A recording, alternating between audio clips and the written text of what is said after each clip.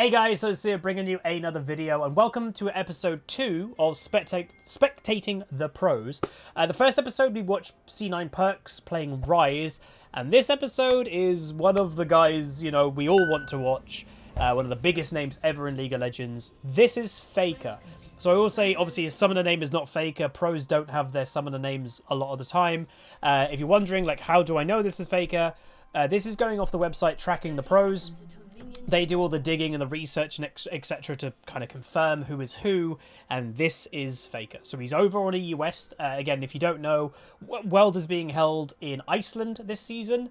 I think it's because, Iceland is a very good, insular country that once all the pros have arrived and they've had their tests and all that stuff quarantined a bit, no one else is coming into Iceland. It is a country, an island country, that is quite a good location for certain things. Like, quite a lot of strongman stuff has happened in Iceland over the past as well for that reason. So, yeah. FAKER. I, as you all know, fully watch pro play. I used to watch a lot more pro play. Again, admittedly, a long time ago. I was a fan of pro watching League. Season 3 is when I would say was my peak of watching Pro League. I was an old TSM fan back in the era of Odd One, Dyrus, etc. And in that era of when I watched a lot of pro play and I watched all the Worlds games and I was really into it, FAKER was the king. You know, I think Season 3 is when FAKER made his big grand entrance from memory to Worlds. And I watched pro play a lot from Season 1, 2 to probably about Season 5, 6 is when I kind of stopped watching pro as much. I'll obviously tune into Worlds games, but yeah. And what interested me, by the way, with this game is, as you all know, whether if you're a regular viewer of mine, I find Aurelia dumb. Surprise, I know. But I struggle against Aurelia. I think she's stupidly hard to beat, hard to play against, and really easy to kind of pull off with how much damage she's doing. She is, by the way, getting a nerf in the upcoming patch because she does too much damage, unsurprisingly.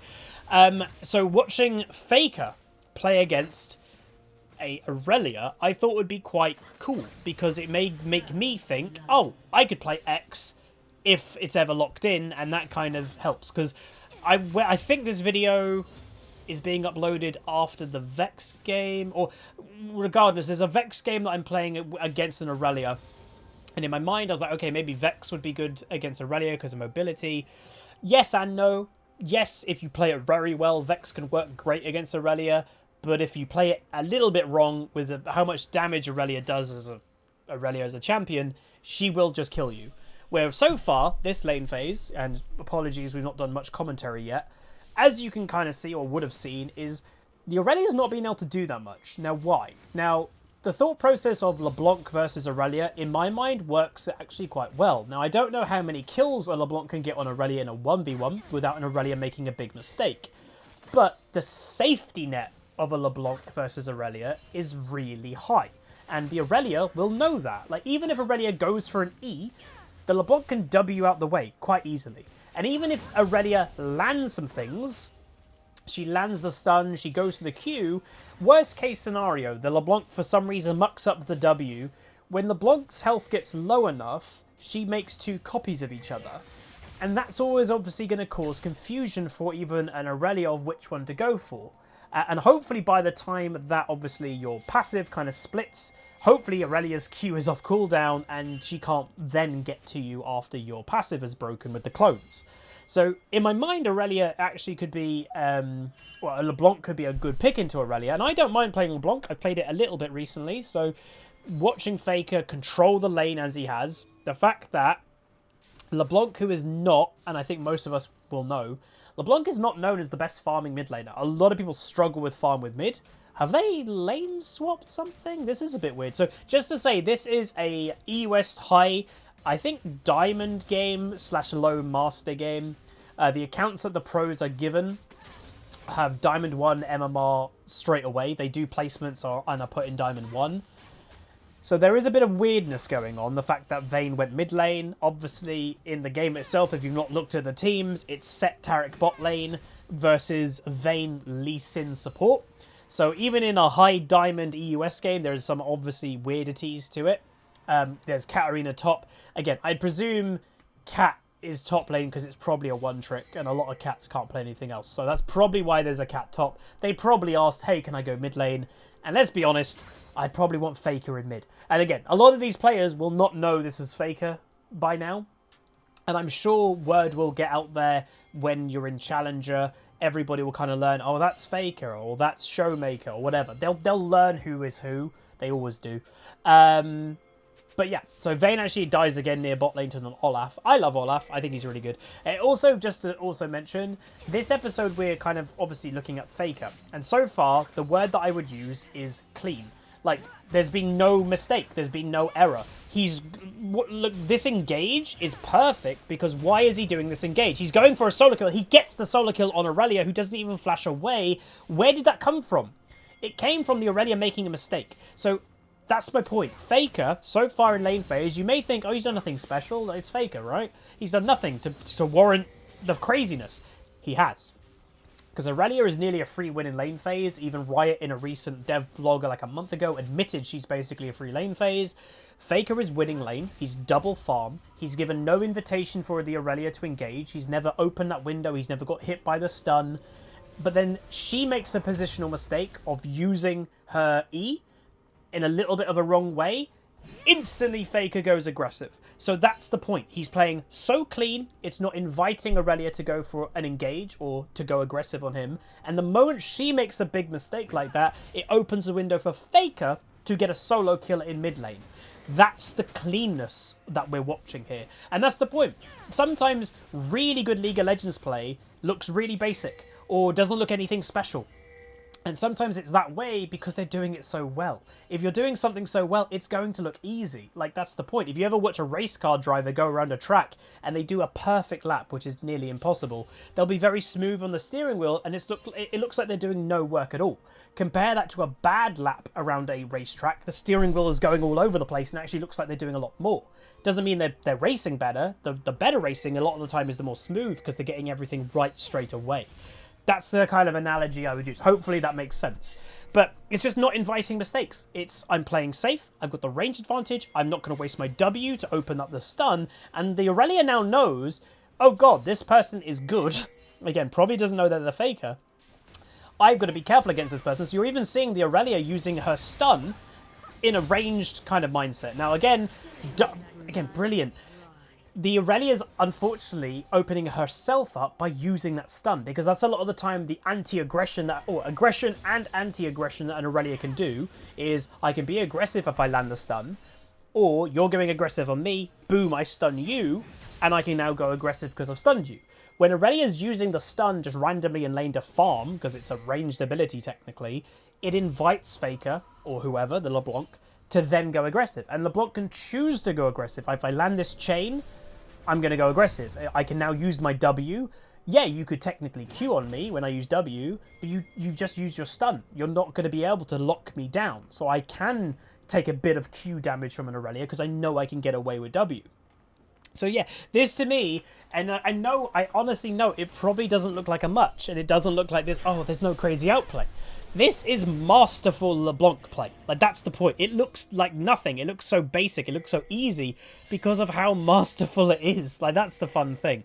And, you know, again, I'm sure these players, again, the name of the Aurelia is quite funny, being New World Enjoyer, obviously the new MMO.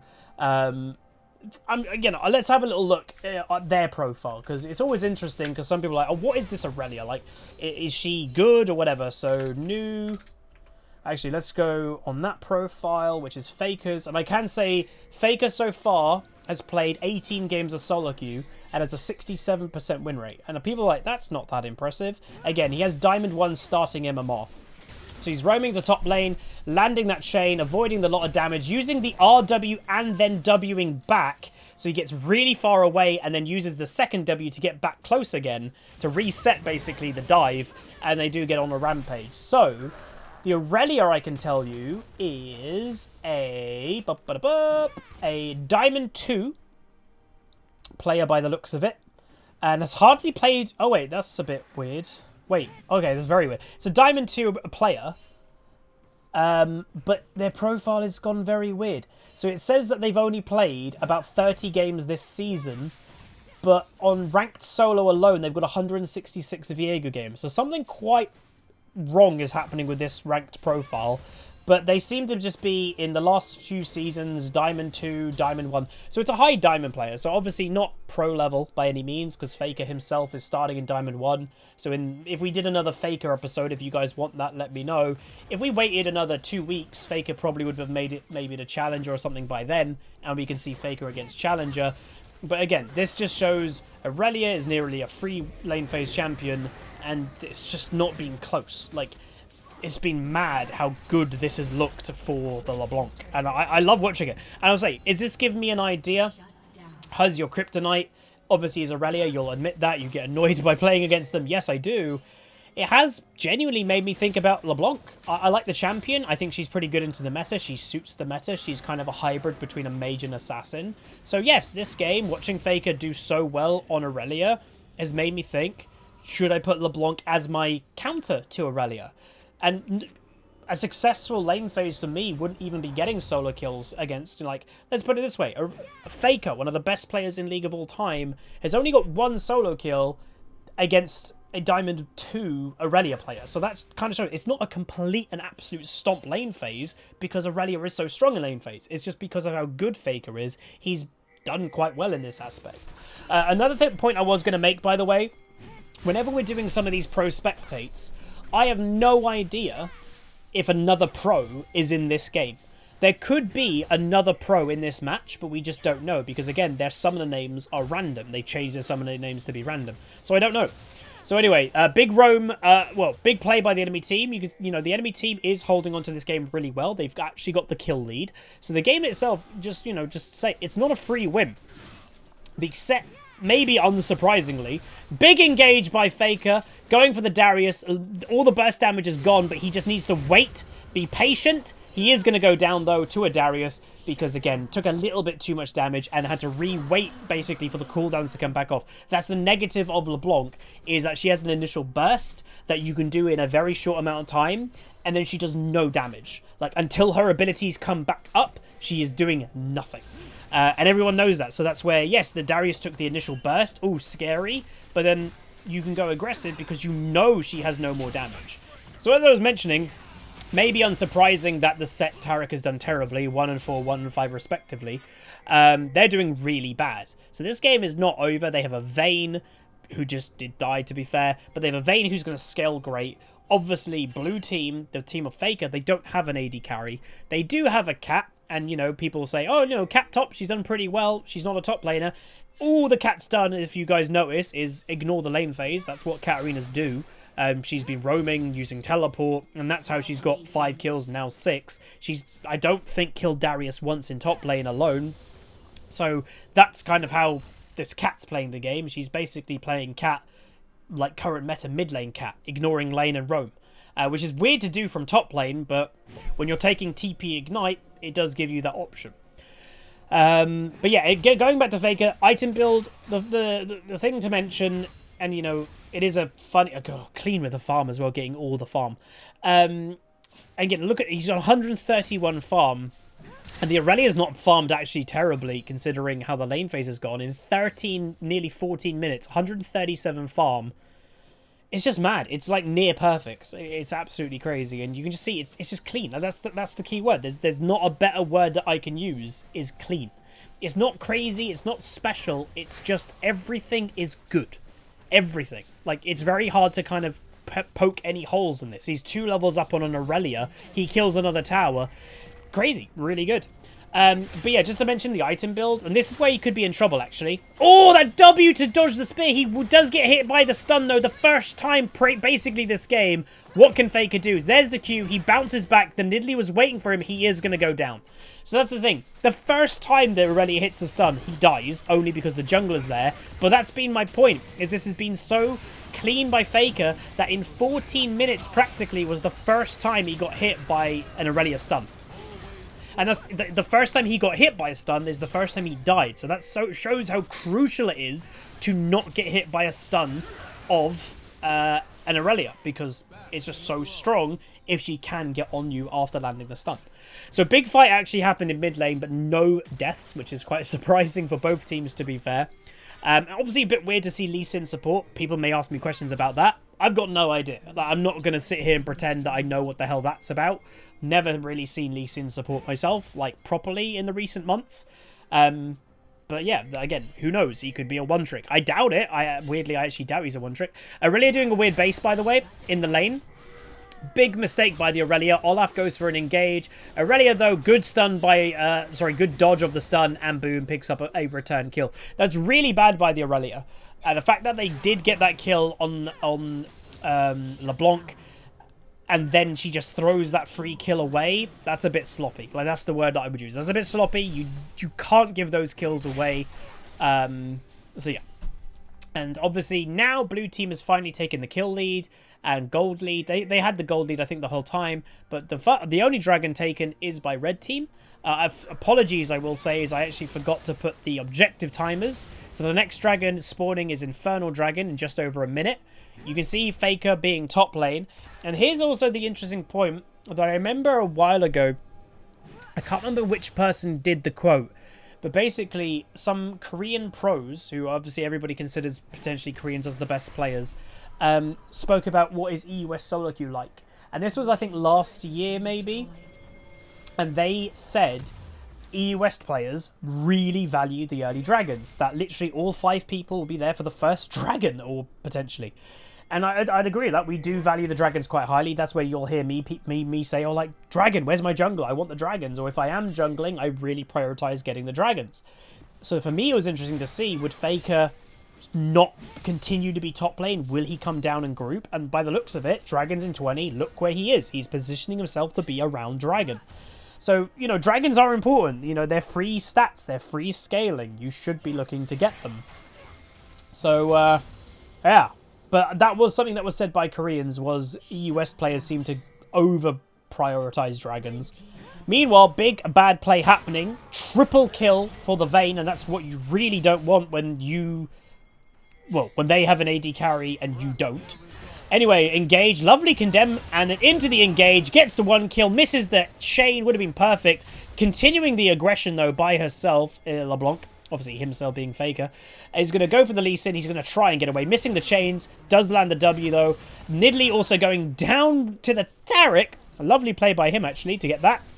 And that is the play that just saves getting an Infernal. Darius is around. Aurelia is around. Let's see what happens now. So, lovely stun by Taric into the ulti. Hasn't used it yet. Gets the invulnerability after the Aurelia's passive is procced. Lovely, really good positioning by the LeBlanc Faker, but allows the Aurelia just to murder the Taric.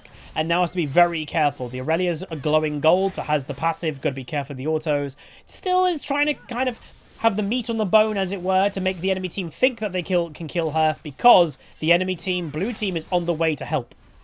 So LeBlanc's trying to be annoying, lands the damage, gets the Darius. Aurelia now in trouble, being now against a 3v1. Where is the rest of red team? Are they going to come to the aid? Yes, there's the Lee Sin. He's going to go for the engage. LeBlanc going backwards, landing the chain. Aurelia flashing and will go down. Again, Aurelia damage crazy high. Bad flash by Olaf. Will he get away from the Lee Sin? He will, just so he can't get the extra Q. Nidalee landing the spear, though. Olaf has to really run. Probably not going to get away. Doesn't get away. And that is going to be that. So that also is potential Infernal for red team, which would make it their second dragon. Advantage dragons to red. They've now taken the gold lead, and the kill has been evened up. So not good for Faker's team here at 19 minutes into the game. And again, it goes without saying, you have a set Taric bot lane. You don't have the AD carry. Like, just basic gameplay. As, you know, if Vayne doesn't get one shot, which she just basically did, if you protect that Vayne and keep her safe, you're at an advantage in theory in late game.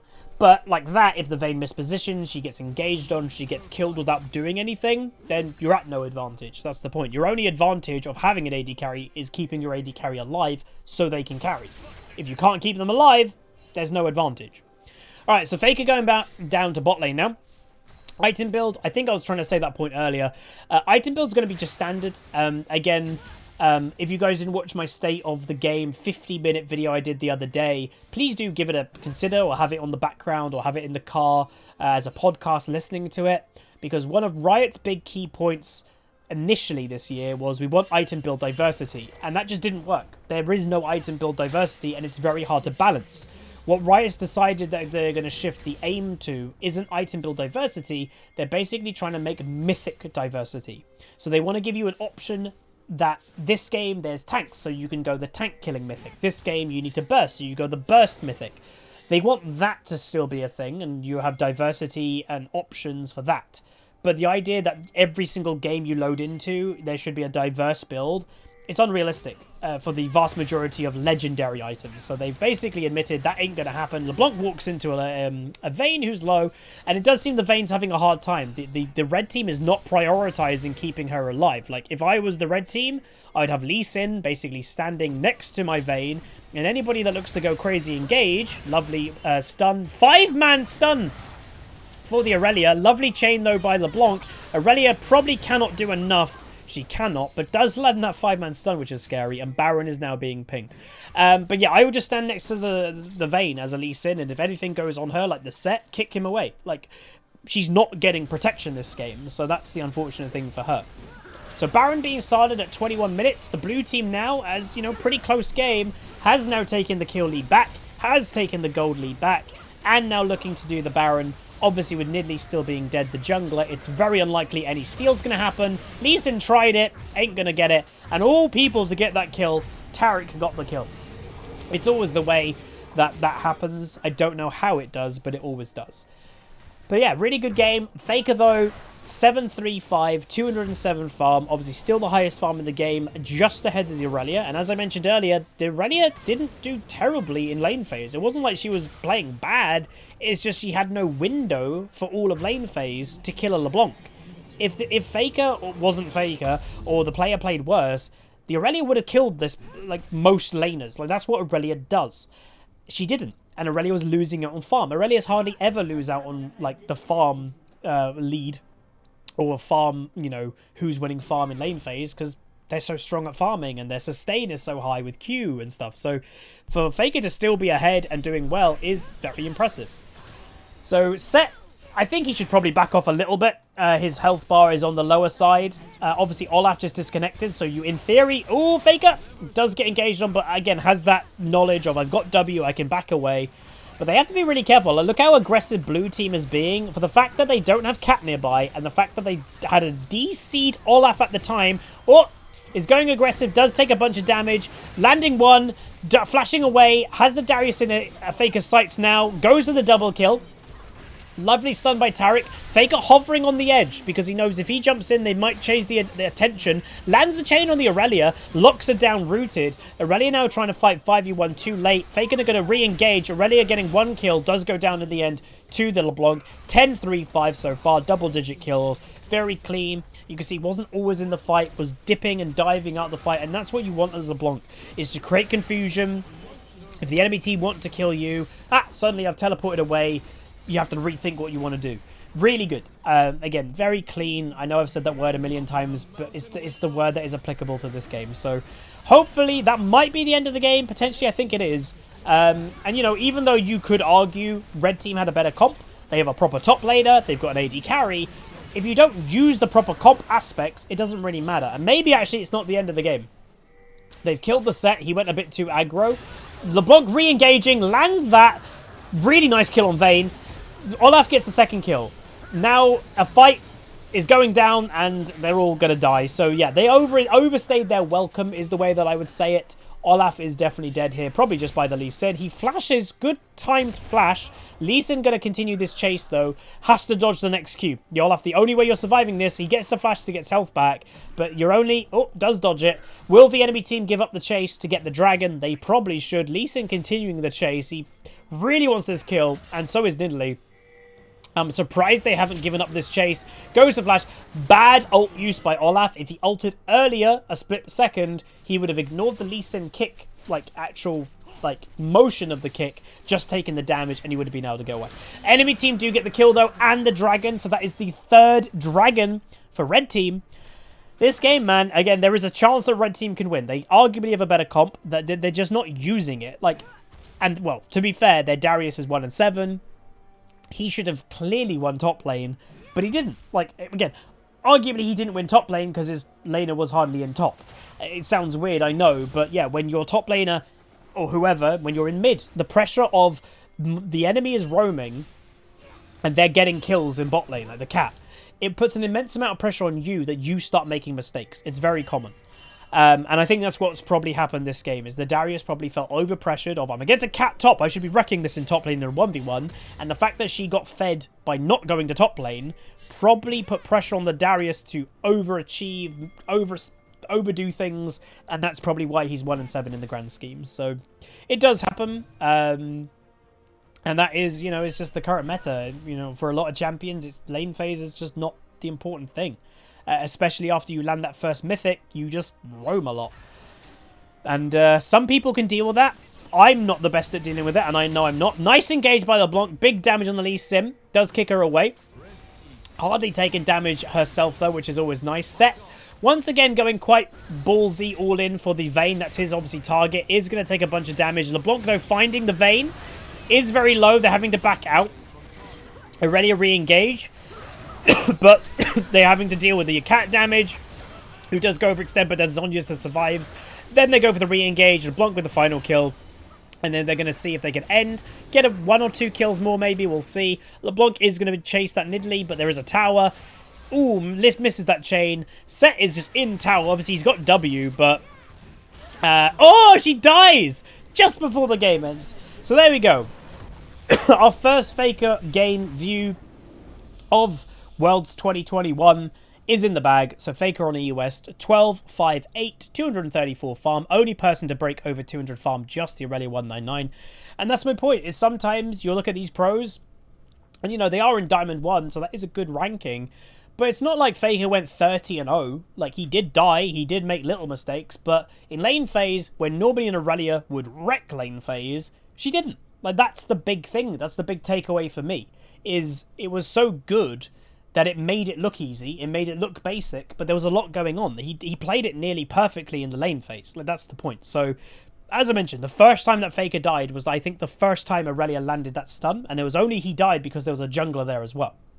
So it just shows how clean that whole game was. So hopefully you guys enjoyed this first spectate of Faker. I'm sure we'll probably do a couple of him because he is one of the biggest names in League.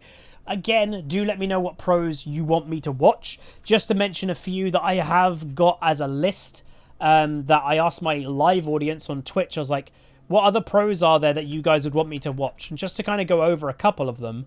So there were obviously Faker, Doin B, I think is how you announce it, or Doin B, Showmaker, Kazi, Canyon, Shovi, Caps. If again, some of these might not be in Worlds, but they just mentioned popular pros.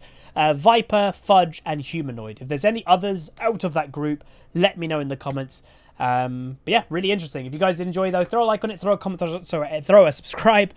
Please also, if you haven't and you want to keep up to date with the videos, ding the bell below the subscribe number. Or button, sorry, and in the cog settings of that bell, turn the notifications to all, not personalized, because then you actually will be notified and given all the videos that I do produce, because I do know that is a problem on YouTube, that they don't show all the videos, and that's how you fix that. So anyway, that is going to be it. Like, comment, subscribe, see you guys next time. Peace. Call down the reckoning to bring back hope and peace, restore our Gloria to live forever. Bring down the dark regime.